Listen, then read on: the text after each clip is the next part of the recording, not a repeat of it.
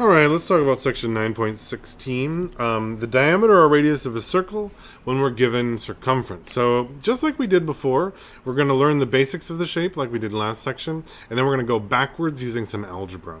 So again, remembering our two formulas, we have circumference equals 2r pi, and also circumference equals d pi.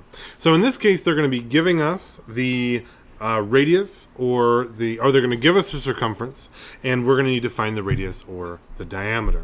So let's take a look at what that looks like real quick. For example, they give us a circle,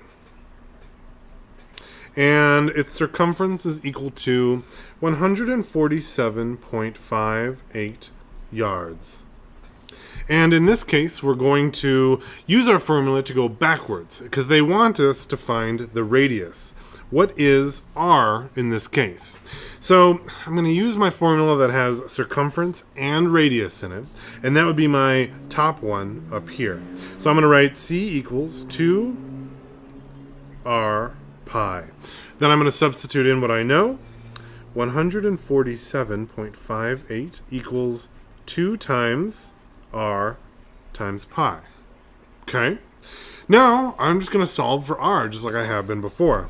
My first step is I'm going to divide both sides by 2. Get rid of those. And I have 147.58 divided by 2 is equal to 73.79. Put it over here. You guys can see.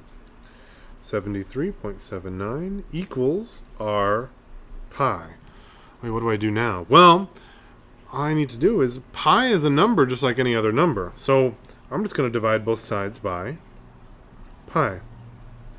Pi divided by pi is 1. So I have r equals, and over here, 73 divided by 7.9. In this case, I'm going to use my approximation. And I'm going to say 73.79. I'm going to divide that by 3.14. And that's going to give me 23.5. And in this case, that's how I'm going to find my radius. And I do want yards because that was my unit that I had originally. Not too bad. We'll count that as example 1. And I'll do one more example going the other way. But I don't anticipate this being difficult either. Most of these geometry things, once you get it, it's pretty simple. Example 2. Okay, this time they're going to, let me find another one that I like.